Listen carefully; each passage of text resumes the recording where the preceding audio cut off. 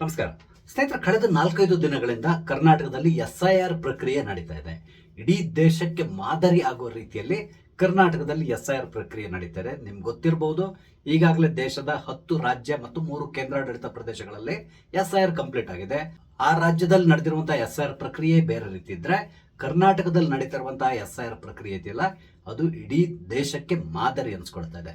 ಇನ್ನೂ ಮುಂದುವರಿಸಿ ಹೇಳಬೇಕು ಅಂತ ಹೇಳಿದ್ರೆ, ಮುಂದಿನ ದಿನಗಳಲ್ಲಿ ಬೇರೆ ಯಾವುದಾದ್ರೂ ದೇಶದಲ್ಲಿ ಈ ರೀತಿಯಾದ SIR ಪ್ರಕ್ರಿಯೆ ನಡೆಸೋದಿದ್ರೆ ಅವರು ಕರ್ನಾಟಕವನ್ನ ಮಾದರಿಯಾಗಿ ತಗೊಂಡು ಇಲ್ಲಿ ಯಾವ ರೀತಿಯಾಗಿ ನಡೆಸಿದ್ದಾರೆ ಅಂದ್ರೆ ತುಂಬಾ ಸುಲಭವಾಗಿ ಮತ್ತು ತುಂಬಾ ಕ್ವಿಕ್ ಆಗಿ ಮುಗಿಸುವಂತಹ ಪ್ರಕ್ರಿಯೆ ನಡೀತಾ ಇದೆಯೋ ಆ ಪ್ರಕ್ರಿಯೆಯನ್ನ ಅವರಲ್ಲಿ ಅಳವಡಿಸಿಕೊಳ್ಬಹುದು. ಅಷ್ಟೊಂದು ಉತ್ತಮವಾಗಿ ಇಲ್ಲಿ SIR ಪ್ರಕ್ರಿಯೆಯನ್ನು ನಡೆಸ್ತಾ ಇದ್ದಾರೆ. ಇನ್ನು ಸ್ಪಷ್ಟವಾಗಿ ಹೇಳಬೇಕು ಅಂತ ಹೇಳಿದ್ರೆ, ಅಧ್ಯಯನಕ್ಕೆ ಯೋಗ್ಯವಾದ ರೀತಿಯಲ್ಲಿ ಇಲ್ಲಿ SIR ಪ್ರಕ್ರಿಯೆ ನಡೀತಾ ಇದೆ. ಹಾಗಾದ್ರೆ ಕರ್ನಾಟಕದಲ್ಲಿ SIR ಪ್ರಕ್ರಿಯೆ ಯಾವ ರೀತಿ ನಡೀತಾ ಇದೆ, ಇಲ್ಲಿ ನಡೀತಾ ಇರುವಂತಹ SIR ಪ್ರಕ್ರಿಯೆನ ನಾನು ಇಡೀ ದೇಶಕ್ಕೆ ಮಾದರಿ ಅಂತ ತಗೊಂಡು ಯಾಕೆ ಹೇಳ್ತಾ ಇದ್ದೇನೆ, ಈ ಎಲ್ಲ ವಿಷಯಗಳಿಗೆ ಸಂಬಂಧಪಟ್ಟಂತೆ ನಿಮ್ ಜೊತೆ ಮಾತಾಡ್ತಾ ಇದ್ದೇನೆ. ಸ್ನೇಹಿತರೆ, ನಿಮ್ಮೆಲ್ಲರನ್ನು ಕಾಫಿ ವಿತ್ ಡಿಜಿಟಲ್ ಚಾನಲ್ಗೆ ಸ್ವಾಗತಿಸ್ತಾ ಇದ್ದೇನೆ. ನಿಮ್ಗೆ ಏನಾದ್ರೂ ಒಳ್ಳೆ ಟಿ ಶರ್ಟ್ಗಳು ಬೇಕು ಅಂತ ಹೇಳಿದ್ರೆ, ಯಾಕಂದ್ರೆ ನಾನು ಸಾಮಾನ್ಯವಾಗಿ ಟಿ ಶರ್ಟ್ ಹಾಕ್ತೇನೆ, ನನಗೆ ಟಿ ಶರ್ಟ್ ಅಂದ್ರೆ ತುಂಬಾ ಇಷ್ಟ. ಕಾರಣ ಏನು ಅಂತ ಹೇಳಿದ್ರೆ, ನಾನು ಸ್ವಲ್ಪ ಸೋಂಬೇರಿ, ಇದನ್ನ ಐರನಿಂಗ್ ಮಾಡುವಂತಹ ಅವಶ್ಯಕತೆ ಅಷ್ಟು ಇರೋದಿಲ್ಲ. ಆದ್ರಿಂದಾಗಿ ಟಿ ಶರ್ಟ್ ನಾನು ತುಂಬಾ ಪ್ರಿಫರೆನ್ಸ್ ಕೊಡ್ತೇನೆ. ಹಾಗೇನೆ ನಿಮ್ಗೆ ಏನಾದ್ರೂ ಉತ್ತಮವಾದಂತಹ ಟಿ ಶರ್ಟ್ ಬೇಕು ಅಂತ ಹೇಳಿದ್ರೆ, ಫ್ಲಿಪ್ಕಾರ್ಟ್ ನಲ್ಲಿ ಉತ್ತಮವಾದಂತಹ ಡಿಸ್ಕೌಂಟ್ ಗಳಲ್ಲಿ ಟಿ ಶರ್ಟ್ ಗಳು ನಿಮ್ಗೆ ಸಿಗ್ತಾ ಇದೆ. ಅದಕ್ಕೆ ಸಂಬಂಧಪಟ್ಟಂತೆ ಒಂದಿಷ್ಟು ಲಿಂಕ್ ಗಳನ್ನ ನಾನು ಟ್ಯಾಗ್ ಮಾಡಿರ್ತೇನೆ. ನೀವು ಅಲ್ಲಿ ಕ್ಲಿಕ್ ಮಾಡಿ ಉತ್ತಮವಾದಂತಹ ಟಿ ಶರ್ಟ್ ನ ಉತ್ತಮವಾದಂತಹ ಡಿಸ್ಕೌಂಟ್ ನಲ್ಲಿ ನೀವು ಪರ್ಚೇಸ್ ಮಾಡಬಹುದು. ಸ್ನೇಹಿತರೆ, ಕರ್ನಾಟಕದಲ್ಲಿ ಕೆಲ 4-5 ದಿನಗಳಿಂದ SIR ಪ್ರಕ್ರಿಯೆ ನಡೀತಾ ಇದೆ. SIR ಪ್ರಕ್ರಿಯೆ ಕರ್ನಾಟಕದಲ್ಲಿ ಎಷ್ಟು ಫಾಸ್ಟ್ ಆಗಿ ನಡೀತಾ ಇದೆ ಅಂತ ಹೇಳಿದ್ರೆ, ಗುರಿ ಮೀರಿದ ಸಾಧನೆಯನ್ನೇ ಮಾಡಿದ್ದಾರೆ ಅಂತ ಹೇಳ್ಬೋದು. ಅಂದ್ರೆ ಈಗಾಗಲೇ ಕರ್ನಾಟಕದ 50% ಮತದಾರರನ್ನ ಇವರು ಈಗ ತಲುಪಿ ಅವರಿಗೆ ಬೇಕಾದಂತಹ ಎನ್ಯುಮರೇಷನ್ ಫಾರ್ಮ್ ಏನಿದೆ ಅದನ್ನ ಈಗಾಗಲೇ ಹಂಚಿಕೆ ಮಾಡಿಬಿಟ್ಟಿದ್ದಾರೆ. ಆ ಫಾರ್ಮ್ ಅನ್ನು ಅವರು ಫಿಲ್ ಮಾಡಿ ವಾಪಸ್ ಕೊಡಬೇಕಾಗಿದೆ.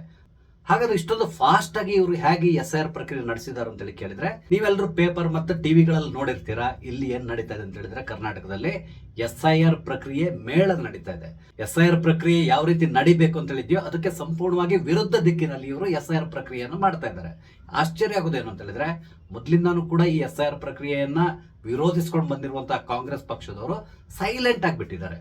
ಯಾಕಂತ ಹೇಳಿದ್ರೆ, ಅವರು ಯಾವ ದಿಕ್ಕಿನಲ್ಲಿ ಯೋಚನೆ ಮಾಡಿ ಈ ರೀತಿ ಆಗ್ಬೇಕು ಅಂತ ಹೇಳ್ಕೊಂಡು ನಿರ್ಧಾರ ಮಾಡಿದಾರೋ ಅದೇ ರೀತಿಯಲ್ಲಿ ಇಲ್ಲಿ SIR ಪ್ರಕ್ರಿಯೆ ನಡೀತಾ ಇದೆ. ಅವರ ವೋಟ್ ಬ್ಯಾಂಕ್ ಅನ್ನ ರಕ್ಷಿಸಿಕೊಳ್ಳಲಿಕ್ಕೆ ಬೇಕಾದಂತಹ ಎಲ್ಲಾ ವ್ಯವಸ್ಥೆಯನ್ನು ಅವರು ತಮ್ಮ ಕಾರ್ಯಕರ್ತರ ಮೂಲಕ ಈಗ ಕಾರ್ಯಗತಗೊಳಿಸಿದ್ದಾರೆ. ಹಾಗೆಯೇ SIR ಪ್ರಕ್ರಿಯೆಗೆ ನೇಮಕಗೊಂಡಿರುವಂತಹ BLOಗಳನ್ನು ಕೂಡ ಕಾಂಗ್ರೆಸ್ ಪಕ್ಷದ ಏಜೆಂಟ್ಗಳು ಅನ್ನುವ ರೀತಿಯಲ್ಲಿ ಇಲ್ಲಿ ಅವರು ಕಾರ್ಯನಿರ್ವಹಿಸ್ತಾ ಇದ್ದಾರೆ. ಇದೆಲ್ಲದನ್ನು ನೋಡಿದ್ರೆ ಮುಂದಿನ ದಿನಗಳಲ್ಲಿ ಕರ್ನಾಟಕದಲ್ಲಿ ಅಕ್ರಮ ಮತದಾರರು ಏನಿದ್ದಾರೆ ಅವರೆಲ್ಲರೂ ಕೂಡ ಸೇಫ್ ಆಗಿ ಬಹಳಷ್ಟು ವರ್ಷಗಳ ಕಾಲ ಮತವನ್ನ ಚಲಾಯಿಸಿಕೊಂಡು ಹೋಗ್ಲಿಕ್ಕೆ ಎಲ್ಲಾ ವ್ಯವಸ್ಥೆಯನ್ನ ಮಾಡ್ಕೊಡ್ತಾ ಇರೋ ರೀತಿಯಲ್ಲಿ ಕಾಣಿಸ್ತಿದೆ. ನಿಮ್ಗೆ ತುಂಬಾ ಸಿಂಪಲ್ ಆಗಿ ಹೇಳ್ಬೇಕು ಅಂತ ಹೇಳಿದ್ರೆ, ಈ SIR ಪ್ರಕ್ರಿಯೆ ಸಂದರ್ಭದಲ್ಲಿ BLOಗಳು ಮತ್ತು ಅಲ್ಲಿ ಬೂತ್ ಮಟ್ಟದ ಏಜೆಂಟ್ಗಳು ಇರ್ತಾರೆ, 2 ಪಕ್ಷದವರು ಇರ್ತಾರೆ. ಅವರೆಲ್ಲರೂ ಮನೆ ಮನೆಗೆ ಭೇಟಿ ಕೊಡಬೇಕು.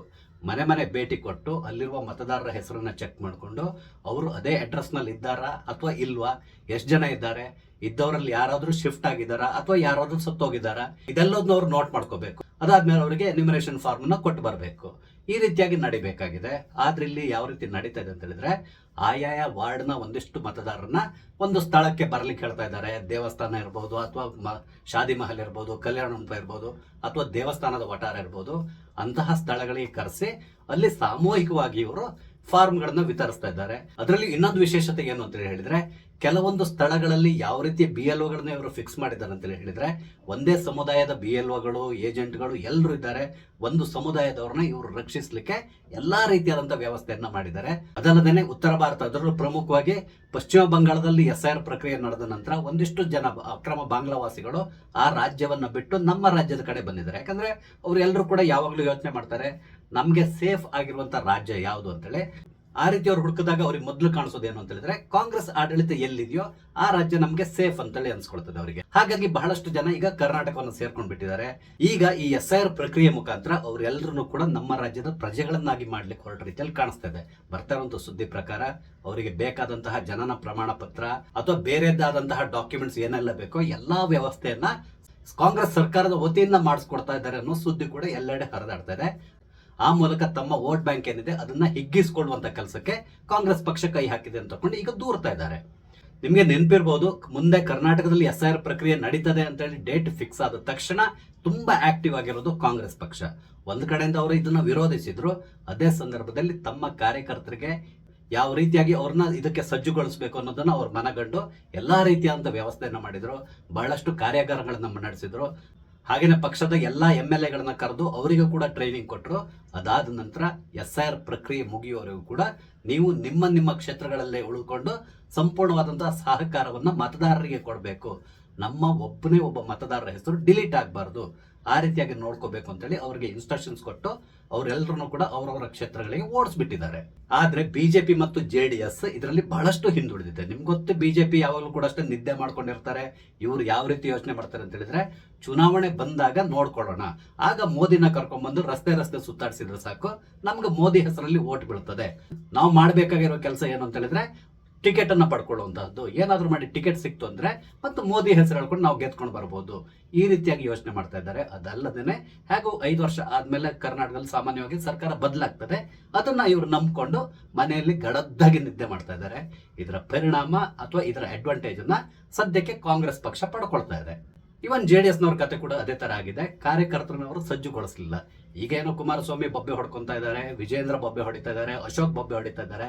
ಆದ್ರೆ ಎಲ್ಲದೂ ಕೈ ಮೀರಿ ಹೋದ ಮೇಲೆ ಇವರು ಬೊಬ್ಬೆ ಹೊಡೆದ್ರೆ ಯಾವುದೇ ರೀತಿಯಂತ ಉಪಯೋಗ ಇಲ್ಲ. ಈಗ ಸದ್ಯಕ್ಕೆ ಬರ್ತಾ ಇರುವಂತ ಸುದ್ದಿ ಏನು ಅಂತ ಹೇಳಿದ್ರೆ, ಈಗಾಗಲೇ ಕುಮಾರಸ್ವಾಮಿ ಮತ್ತು ಬಿಜೆಪಿಯವರೆಲ್ಲರೂ ಕೂಡ ಕೇಂದ್ರ ಚುನಾವಣಾ ಆಯೋಗಕ್ಕೆ ಪತ್ರ ಬರೆದಿದ್ದಾರೆ. ಇಲ್ಲಿ ನಡೀತಾ ಇರುವಂತಹ SIR ಪ್ರಕ್ರಿಯೆ ಸಂಪೂರ್ಣವಾಗಿ ಅಕ್ರಮವಾಗಿ ನಡೀತಾ ಇದೆ. ಯಾವುದೇ BLOಗಳು ಮನೆಗೆ ವಿಸಿಟ್ ಮಾಡ್ತಾ ಇಲ್ಲ. ಅದಕ್ಕೆ ಬದಲಾಗಿ ಮತದಾರನ ಒಂದು ಕಡೆ ಕರೆಸಿ ಅಲ್ಲಿ ಗುಂಪಾಗಿ ಅವರಿಗೆ ಬೇಕಾದಂತ ಫಾರ್ಮ್ಗಳನ್ನ ವಿತರಣೆ ಮಾಡ್ತಾ ಇದ್ದಾರೆ. ಈ ರೀತಿಯಾಗಿ ಕಂಪ್ಲೇಂಟ್ ಅನ್ನು ಕೊಟ್ಟಿದ್ದಾರೆ. ಹಾಗೇನೆ ಅದಕ್ಕೆ ಸಂಬಂಧಪಟ್ಟಂತ ಎಲ್ಲ ಪುರಾವೆಗಳಂದ್ರೆ ವಿಡಿಯೋ ಪುರಾವೆಗಳಿಂದ ಅದೆಲ್ಲದನ್ನು ಕೂಡ ಸಬ್ಮಿಟ್ ಮಾಡಿದ್ದಾರೆ ಅಂತೇಳಿ ಹೇಳ್ತಾ ಇದ್ದಾರೆ. ಹಾಗೇನೆ ಇಲ್ಲಿವರೆಗೆ ನಡೆದಿರುವಂತಹ ಈ SIR ಪ್ರಕ್ರಿಯೆ ಏನಿದೆ ಅದನ್ನ ತಕ್ಷಣ ರದ್ದುಗೊಳಿಸಬೇಕು, ಫ್ರೆಶ್ ಆಗಿ SIR ಪ್ರಕ್ರಿಯೆಯನ್ನ ಪ್ರಾರಂಭ ಮಾಡಬೇಕು ಅಂತೇಳಿ ಈಗ ಚುನಾವಣಾ ಆಯೋಗವನ್ನ ಇವರು ಕೇಳ್ಕೊಂಡಿದ್ದಾರಂತೆ. ಸದ್ಯಕ್ಕೆ ಬರ್ತಾ ಇರೋ ಸುದ್ದಿ ಏನು ಅಂತ ಹೇಳಿದ್ರೆ, ಆಲ್ಮೋಸ್ಟ್ ಚುನಾವಣಾ ಆಯೋಗ ಇದಕ್ಕೆ ಒಪ್ಪಿಗೆಯನ್ನು ಕೊಟ್ಟಿದೆ. ಮೋಸ್ಟ್ಲಿ ಇಲ್ಲಿವರೆಗೆ ನಡೆದಿರುವಂತಹ ಈ ಪ್ರಕ್ರಿಯೆ ಏನಿದೆ ಅದನ್ನ ರದ್ದುಗೊಳಿಸಿ ಫ್ರೆಶ್ ಆಗಿ ಪ್ರಕ್ರಿಯೆ ಪ್ರಾರಂಭ ಮಾಡುವಂತ ಸಾಧ್ಯತೆಗಳಿದೆ. ಹಾಗೇನೆ ಈ ಸಂದರ್ಭದಲ್ಲಿ ವೀಕ್ಷಕರಾಗಿ ಕರ್ನಾಟಕದ ಅಧಿಕಾರಿಗಳನ್ನ ನೇಮಿಸೋದಕ್ಕೆ ಬದಲಾಗಿ ಬೇರೆ ರಾಜ್ಯದ ಅಧಿಕಾರಿಗಳನ್ನ ಇದಕ್ಕೆ ಡೆಪ್ಲಾಯ್ ಮಾಡುವಂತ ಸಾಧ್ಯತೆ ಇದೆ. ಆ ಮೂಲಕ ಆ ಅಧಿಕಾರಿಗಳು ಇವರ ಮೇಲೆ ಕಣ್ಣಿಟ್ಟಿರ್ತಾರೆ. ದಿನಂಪ್ರತಿ ನಡೆಯುವಂತ ಪ್ರತಿಯೊಂದು ವಿಷಯವೂ ಕೂಡ ಇವರ ಗಮನಕ್ಕೆ ಬರಬೇಕು. ಹಾಗೇನೆ ಹೆಸರನ್ನ ಆಡ್ ಮಾಡಿರುವಂತದ್ದು ಅಥವಾ ಡಿಲೀಟ್ ಮಾಡಿರುವಂತದ್ದು ಎಲ್ಲದೂ ಕೂಡ ಇವರ ಪರ್ಮಿಷನ್ ಬೇಕಾಗ್ತದೆ. ಈ ರೀತಿಯಾದಂತ ವ್ಯವಸ್ಥೆಯನ್ನು ಮಾಡ್ತಾರೆ ಅನ್ನೋ ಸುದ್ದಿ ಬರ್ತಾ ಇದೆ. ಇಲ್ಲಿ ಇನ್ನೊಂದು ವಿಷಯವನ್ನು ನೀವು ಗಮನಿಸಿರಬಹುದು. ಈಗಾಗಲೇ 10 ರಾಜ್ಯ ಮತ್ತು 3 ಕೇಂದ್ರಾಡಳಿತ ಪ್ರದೇಶದಲ್ಲಿ SIR ಪ್ರಕ್ರಿಯೆ ಮುಗಿದಿದೆ. ಆ ಸಂದರ್ಭದಲ್ಲಿ ಕಾಂಗ್ರೆಸ್ ಪಕ್ಷ ಇದನ್ನ ವಿರೋಧಿಸಿ ಬಹಳಷ್ಟು ಪ್ರತಿಭಟನೆಗಳನ್ನು ನಡೆಸಿದೆ, ಎಲ್ಲದನ್ನು ಮಾಡಿದೆ. ಆದ್ರೆ ಕರ್ನಾಟಕದಲ್ಲಿ ಆ ರೀತಿ ಪ್ರತಿಭಟನೆ ನಡೀತಾ ಇಲ್ಲ. ಇಲ್ಲಿ ಇಷ್ಟೆಲ್ಲ ಅಕ್ರಮ ನಡೀತಾ ಇದ್ರು ಕೂಡ ಕರ್ನಾಟಕದ ಒಬ್ಬ ಕಾಂಗ್ರೆಸ್ MLA ಆಗ್ಲಿ ಅಥವಾ ನಮ್ಮ CM ಆಗ್ಲಿ ಯಾರು ಕೂಡ ಸರಿಯಾದ ರೀತಿಯಲ್ಲಿ ಹೇಳಿಕೆಗಳನ್ನು ಕೂಡ ಕೊಡ್ತಾ ಇಲ್ಲ. ನಿನ್ನೆ ಪ್ರಿಯಾಂಕ್ ಖರ್ಗೆ ಅವ್ರದ್ದು ಒಂದು ಹೇಳಿಕೆಯನ್ನು ನೋಡಿದೆ. ಅವ್ರು ಏನ್ ಹೇಳ್ತಾ ಇದ್ದಾರೆ ಅಂತ ಹೇಳಿದ್ರೆ, ಇದು ಕೇಂದ್ರ ಚುನಾವಣಾ ಆಯೋಗದವ್ರು ಮಾಡಿಸ್ತಾ ಇರುವಂತಹದ್ದು, ಅವರೇ ಇದನ್ನ ಸರಿಪಡಿಸಬೇಕು, ನಮ್ಗೂ ಇದಕ್ಕೂ ಸಂಬಂಧ ಇಲ್ಲ ಅಂತ ಕೂಡ ಹೇಳಿಕೆಯನ್ನು ಕೊಡ್ತಾ ಇದ್ದಾರೆ. ಆದ್ರೆ ಇಲ್ಲಿ ನಡೀತಾ ಇರುವಂತಹ ಬಹಳಷ್ಟು ಅಕ್ರಮಗಳಿಗೆ ಕಾಂಗ್ರೆಸ್ನ ಕುಮ್ಮಕ್ಕು ಇದೆ ಅನ್ನೋದು ಮೇಲ್ನೋಟಕ್ಕೆ ಗೊತ್ತಾಗ್ತಾ ಇದೆ. ಅದಲ್ಲದೆ ಈ BLOಗಳು ಎಷ್ಟು ಪರ್ಫೆಕ್ಟ್ ಆಗಿ ಕೆಲಸ ಮಾಡ್ತಾ ಇದ್ದಾರೆ ಅನ್ನೋದು ನಾನು ಮೊನ್ನೆ ನಮ್ಮ ಏರಿಯಾದಲ್ಲೇ ನೋಡಿದೆ. ನಮ್ಮ ಮನೆಗೆ ಇನ್ನೂ ಯಾರು ಬಂದಿಲ್ಲ, ಆದ್ರೆ ನಮ್ಮ ರಸ್ತೆಯಲ್ಲಿ ಕೆಲವು ಮನೆಗಳಲ್ಲಿ SIR ಪ್ರಕ್ರಿಯೆಯನ್ನು ಕಂಪ್ಲೀಟ್ ಮಾಡಿದ್ದಾರೆ. ನಾನು ಕೂಡ ಅದನ್ನ ಗಮನಿಸಿದ್ದೇನೆ. ಅಲ್ಲಿ ಯಾವ ರೀತಿ ನಡೀತಾ ಇದೆ ಅಂತ ಹೇಳಿದ್ರೆ, ಗ್ರೌಂಡ್ ಫ್ಲೋರ್ ನಲ್ಲಿ ಮನೆ ಇದ್ರೆ ಆ ಮನೆಗೆ ಈ BLOಗಳು ಹೋಗ್ತಾ ಇದ್ದಾರೆ. First floor, second floor, third floor ಅಥವಾ ಬೇರೆ ಯಾವುದೇ ಫ್ಲೋರ್ ನಲ್ಲಿ ಮನೆ ಇದ್ರು ಕೂಡ ಇವರು ಮೆಟ್ಟಿಲು ಹತ್ತಿ ಮೇಲೆ ಹೋಗ್ತಾ ಇಲ್ಲ. ಅದಕ್ಕೆ ಬದಲಾಗಿ ಸುಮ್ಮನೆ ಹೊರಗಡೆ ರಸ್ತೆಯಲ್ಲಿ ನಿಂತ್ಕೊಂಡಿರ್ತಾರೆ. ಈ ಏಜೆಂಟ್ಗಳು ಯಾರಿದ್ದಾರೆ, ಬಿಜೆಪಿಯೋ ಅಥವಾ ಕಾಂಗ್ರೆಸ್ನವ್ರು ಇರ್ತಾರಲ್ಲ, ಅವ್ರನ್ನ ಕಳಿಸಿ ಅವ್ರ ಮುಖಾಂತರ ಸಂಪೂರ್ಣವಾದಂತಹ ಡೀಟೇಲ್ಸ್ ನ ಕಲೆಕ್ಟ್ ಮಾಡಿಸ್ತಾ ಇದ್ದಾರೆ. ಆಕ್ಚುಲಿ ರೂಲ್ ಇರೋದೇನು ಅಂತ ಹೇಳಿದ್ರೆ, BLOಗಳು ಕಂಪಲ್ಸರಿ ಪ್ರತಿ ಮನೆಗೂ ವಿಸಿಟ್ ಮಾಡಿ ಅಲ್ಲಿ ಡೀಟೇಲ್ ನ ತಗೊಳ್ಬೇಕು ಅಂತೇಳಿ.